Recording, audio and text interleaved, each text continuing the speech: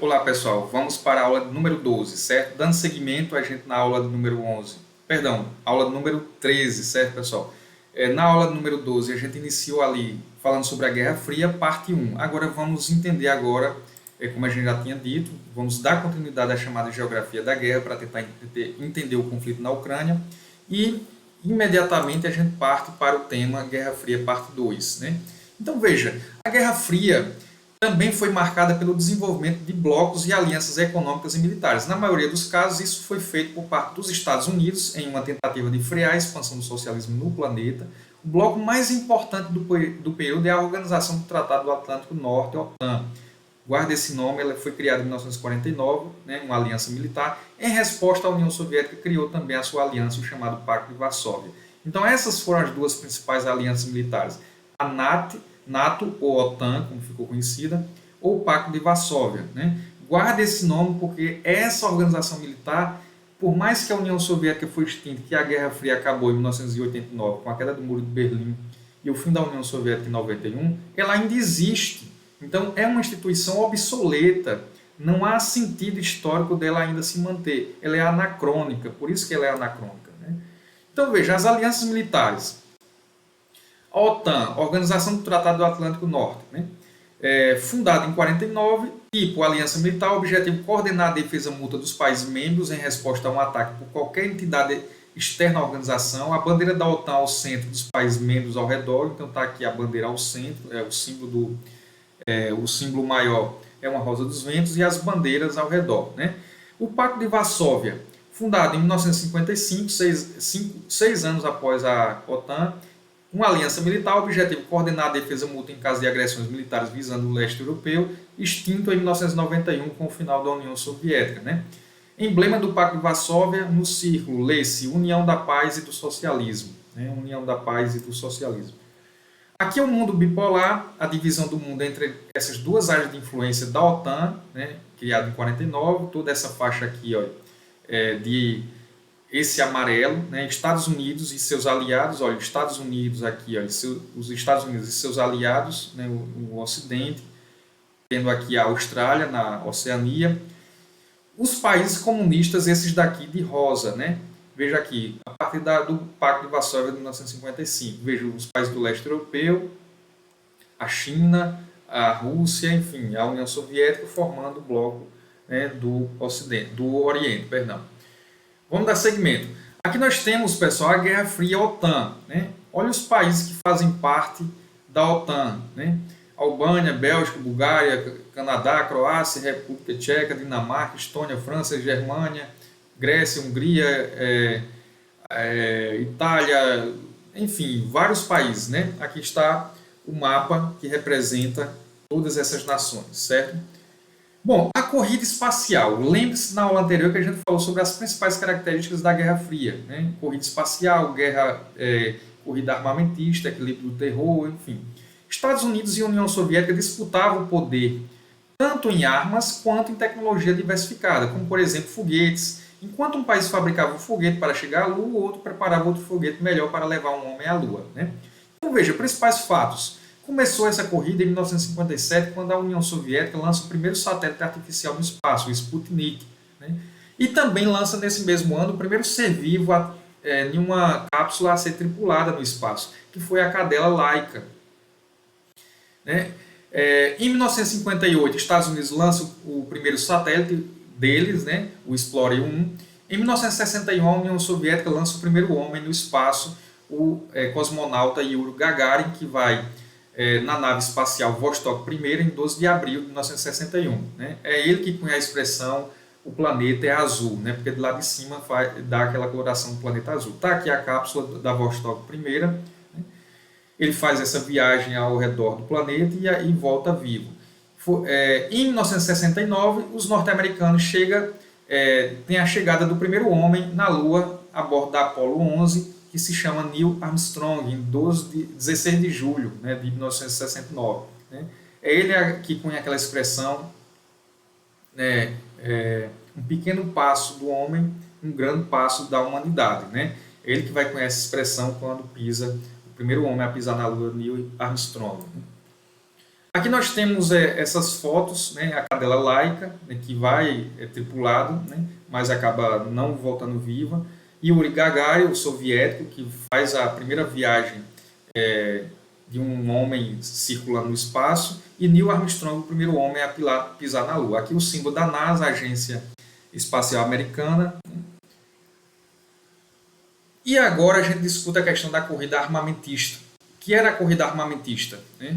A corrida armamentista nada mais foi do que a paz armada. O que seria essa paz armada? Era um período de intensa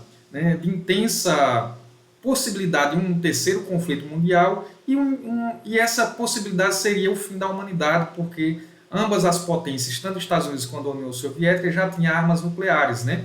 O que garantiu o equilíbrio e a paz foi a premissa de que o conflito nuclear seguraria a mútua destruição.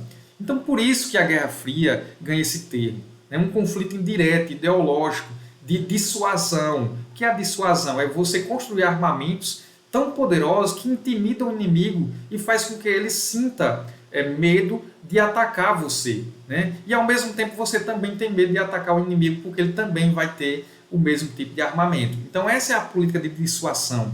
Né? É uma paz armada, um equilíbrio do terror. Há um equilíbrio do terror. Não há vencedores nessa guerra. Portanto, as armas eram feitas para intimidar o inimigo. Os conflitos eram indiretos. Né? Ou patrocinando guerras regionais, como a Guerra da Coreia, a Guerra do Vietnã, a Guerra do Afeganistão, ou simplesmente guerras ideológicas a partir da propaganda, dos filmes de Hollywood, né? Nas TVs, nos jornais. Né? Veja o que diz essa charge. Não usar porque o inimigo pode retaliar. Não usar o que? As armas atômicas. Você usa o que? Arcos e flechas. É uma charge, é apenas uma metáfora para dizer que você usa armamentos mais leves. Por isso que muita gente não entende como a Rússia invadiu recentemente a Ucrânia e utiliza as mesmas armas que foram armas tradicionais, muitas delas, óbvio que hoje mais modernas, mas o mesmo estilo de armamentos que foi utilizado durante a Segunda Guerra Mundial e durante a Guerra Fria ainda está sendo utilizado, os blindados, os tanques de guerra. Por que não usar armas mais poderosas? Justamente por isso, essa charge mostra isso. Olha, não usar porque o inimigo pode retaliar. Se eu usar essa daqui, ele também pode usar essa outra e seria uma mútua destruição da humanidade, certo? Por isso que uma terceira guerra mundial, né, esse perigo eminente que a gente está tendo hoje nesse conflito, da Rússia e Ucrânia, com a possibilidade dos Estados Unidos, junto com os países da OTAN, do Ocidente, né, cada vez mais pregando a guerra, né, cada vez mais pregando que vai enviar mais armas com o objetivo muito claro de tensionar um terceiro conflito mundial, e isso seria o fim da humanidade. Por isso que a gente passa por uma corda bamba, um período eminente, como aconteceu lá em 1962, daqui a pouco a gente vai ver, sobre a crise dos mísseis em Cuba. Então a corrida armamentista é um equilíbrio do terror. Né? Primeira bomba atômica em 1945, foi Hiroshima e Nagasaki. Primeira bomba atômica da União Soviética em 1949. Primeira bomba de hidrogênio dos Estados Unidos em 1952, 1000 vezes mais potente que a lançada sobre o Japão. E primeira bomba de hidrogênio da União Soviética um ano depois, em 1953. Então está aqui o desenho, como vocês podem ver aqui, olha, daí para frente as grandes potências passaram a acumular arsenais nucleares cada vez maiores. Ou seja, hoje, né, num terceiro conflito mundial, você não tem só mais União Soviética e Estados Unidos de um lado com armas atômicas. Você tem uma série de países como Irã, Coreia do Norte, né, uma série de países que têm armas nucleares. Né, a Índia. Guerra Fria, de 45 a 89, devido ao vasto potencial militar de ambas as potências, os conflitos operavam de modo indireto. Né? As disputas por áreas de influências ocasionaram diversos conflitos indiretos entre Estados Unidos e União Soviética. Foi um período histórico marcado por acirradas disputas de poder entre Estados Unidos e União Soviética. Você tem esses três conflitos indiretos, como eu já tinha citado. Guerra da Coreia, que foi entre 1950 a 53, a Guerra do Vietnã, que foi de 1960 a 1973, e a Guerra do Afeganistão, que foi de 1979 a 1988. A Guerra da Coreia, começamos por ela. Apoio e estímulo de conflitos sobre suas proteções. Guerra da Coreia, houve uma divisão da Coreia em duas, no paralelo 38 Norte, como limite de atuação militar dos Estados Unidos e União Soviética. e dividiu a Coreia em duas: a República da Coreia do Sul, ocupada pelas tropas dos Estados Unidos, capitalistas, e a República Popular Democrática da Coreia do Norte, ocupada pelas tropas da União Soviética. Então veja a divisão aqui entre Coreia do Norte e Coreia do Sul. Até hoje esses países não se reunificaram e vivem em clima de tensão, né? A Guerra do Vietnã se deu aí entre 1965 e 1973. Foi um conflito muito extenso, gerou muito desgaste da opinião pública internacional, desgaste econômico dos Estados Unidos, porque uma grande parte do orçamento norte-americano é para o orçamento bélico militar. O Vietnã do Norte dividiu-se em Vietnã do Norte, ocupada pelas tropas soviéticas, e o Vietnã do Sul, pelas tropas dos Estados Unidos. Os Vietcongs, como eram conhecidos os soldados do Vietnã, eles resistiram com táticas de guerrilhas aos sofisticados armamentos ocidentais, como bomba de fragmentação, napalm, desfolhamentos químicos. Então veja, tudo isso que está sendo utilizado hoje como propaganda de que os russos estão utilizando esse tipo de armamento na Ucrânia, né, me parece que falta investigação aí, falta certezas, há muita guerra ideológica, muita guerra midiática, né, com as fake news. Não dá para confiar no que é divulgado pela mídia ocidental, né? Na verdade, os americanos já usam desde esse período aqui esse tipo de armamento que é proibido pelas convenções, aqueles tratados, como a gente falou, a Convenção de Genebra, né, o Tribunal de Haia, né, aquelas convenções de guerra, de regulamentação da guerra, tudo isso é proibido. Mas os americanos utilizaram com muita intensidade. Inclusive, algumas indústrias químicas surgiram nesse período, como, por exemplo, a Monsanto. Né, e isso, a Monsanto, uma empresa que hoje é uma multinacional que fabrica agrotóxicos, que eles vão chamar de defensivos agrícolas, são venenos agrotóxicos a partir de uma intensa indústria química voltada para fazer o mal às pessoas. Né? Então essa indústria Monsanto ela vai surgir nesse período, nesse contexto, a partir de uma indústria química que vai fabricar esse tipo de armamentos biológicos e químicos. Né? O napalm, por exemplo, os desfolhamentos químicos, né, eram lançados sobre a barriga de um avião que sobrevoava a floresta tropical no Vietnã. Como os Vietcongs se escondiam na floresta, emitindo táticas de guerrilha com baixas nos soldados americanos a partir de emboscadas, de elementos surpresa, então era necessário descobrir onde estavam os Vietcongs escondidos. Então lança a partir de avião esses napalm, desfolhamentos químicos, em poucos minutos a floresta tropical ruía, queimava, né, e ficava o solo desnudo, né, e isso gerou muita destruição. Veja aqui a cena dessas crianças. Essa criança ficou famosa porque ela foi vítima dessa indústria química. Ela sai com o corpo todo queimado, né, com uma expressão de terror às crianças. Né. Veja como a gente tem crime de guerra aqui e não se discute isso. Nunca se discutiu na história. Os americanos são assim, campeões em ultrapassar as convenções de guerra, né, e praticar genocídios, praticar crimes de guerra o tempo todo, e nunca, nem sequer na imprensa é discutido isso. Né. Por exemplo, recentemente, no início do século XXI, com a invasão do Iraque em 2003, como a gente já falou em outras aulas, né, sem o apoio do Conselho de Segurança da ONU, diga-se de passagem, passou por cima do Conselho de Segurança da ONU, a partir de um unilateralismo, implantando um regime unilateral, invadiu o Iraque com a justificativa de que ali tinha armas de destruição em massa. Nunca encontraram essas armas químicas e biológicas no Iraque, e fizeram soldados reféns, executou o presidente Saddam Hussein. Soldados reféns foram lançados para prisões de segurança máxima. Lá eles ainda existe, né, por exemplo, Abu Ghraib, né, Abu Ghraib já foi extinta, mas existe ainda a prisão de Guantánamo. Essas prisões foram centros de tortura, né, de crimes de guerra o tempo todo, humilhando soldados. Então, ainda existem essas práticas norte-americanas. Isso daqui é um exemplo lá do período da Guerra do Vietnã. Essa criança, né, ela ainda está viva, né, é um símbolo, né, porque ela marca esse período de invasão dos Estados Unidos praticando crimes de guerra. Né. Foto de crianças correndo após o bombardeio com napalm em Trang Bang, Vietnã do Sul, em 8 de julho de 1972. Né. Em 1955, a política de apaziguadora de aproximação das duas potências após a morte de Joseph Stalin ficou conhecida como coexistência pacífica ou Detente.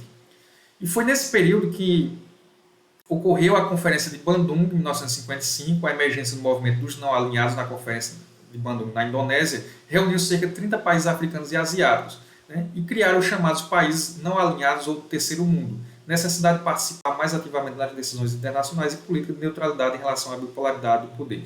Então, de um lado você tinha os países do primeiro mundo, que eram capitalistas, o segundo mundo, os países socialistas, e o terceiro mundo, os países não alinhados, pobres, ex-colônias, né? Então veja, os de vermelho são os países do terceiro mundo, certo? Os verdes do primeiro e os de amarelo do segundo mundo socialista. A Revolução Cubana de 1959, né? Grupo de guerrilheiros liderados por Fidel Castro e Ernesto Che Guevara, está aqui, ó, Fidel Castro, líder da Revolução Cubana, e Che Guevara também outro grande líder e companheiro de Fidel Castro.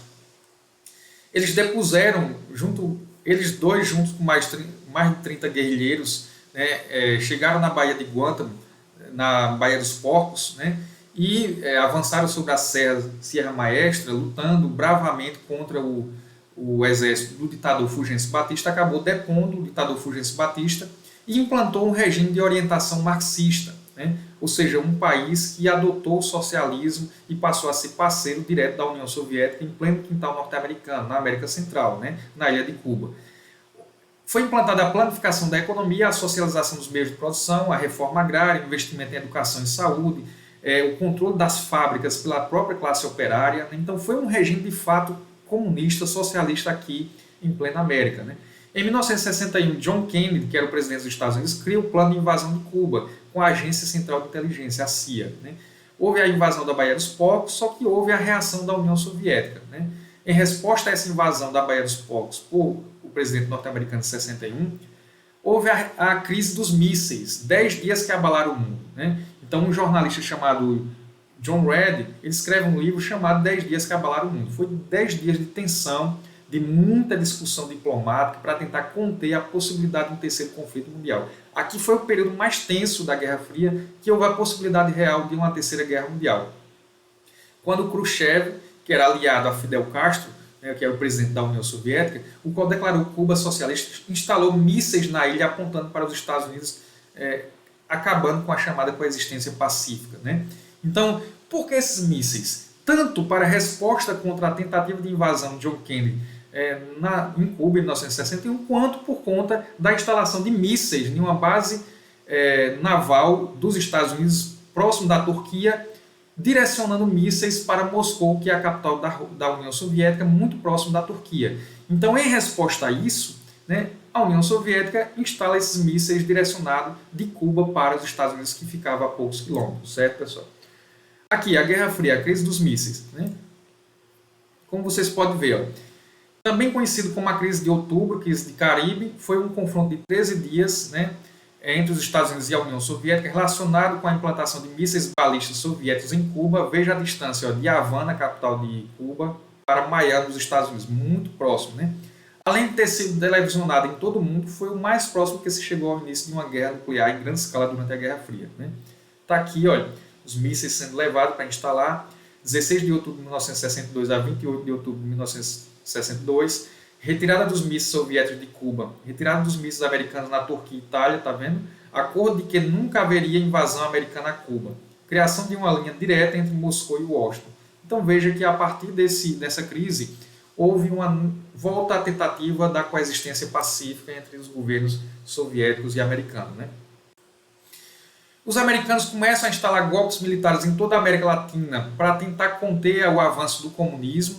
Em 64, a instalação da ditadura militar pró-Estados Unidos na América Latina, no Brasil, com a deposição de João Goulart, do governo trabalhista, que passava-se longe de ser um governo comunista, mas era um governo que estava implantando reformas capitalistas, né, e queria garantir melhorias para a classe trabalhadora, né, as reformas de base.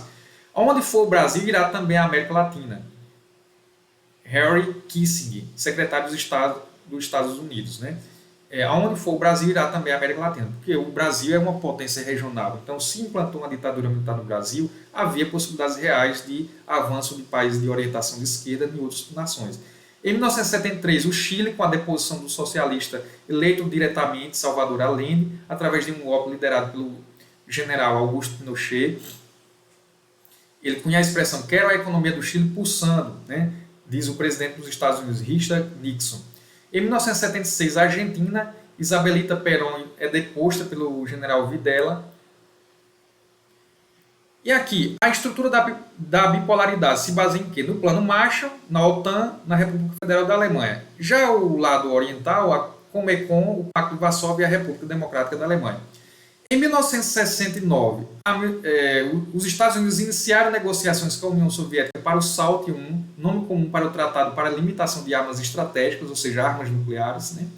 Entre 1972 e 1979, o SALT II, segunda rodada de negociações, primeiro tratado firmado para reduzir o fabrico de armas nucleares, né? Porque eles sabiam que isso poderia custar um equilíbrio do terror e poderia custar uma auto-aniquilação da humanidade. Né? E para finalizar, o colapso do socialismo e o fim da Guerra Fria, a gente vai discutir em outras aulas, né? As causas centrais, já para ir adiantando aqui, foram os imensos gastos com a área militar, né? Massiva insatisfação popular dos países do leste europeu e grandes investimentos nessa forma unilateral de industrialismo que se baseava nas armas, na indústria bélica, na indústria de base, né? Na fabricação energética, na extração de petróleo, nas siderúrgicas, metalúrgicas, e faltou investir na indústria de bens de consumo, coisa que os americanos no lado ocidental capitalista fizeram tão bem. Então isso gerou descontentamento geral no lado oriental e, portanto, a União Soviética foi extinta em 1991. Houve uma reconfiguração territorial europeia após a dissolução da União Soviética, que a gente vai ver nas próximas aulas. Então é isso, pessoal. Nessa aula número 13 é isso. Eu espero que vocês tenham gostado. Tchau, tchau.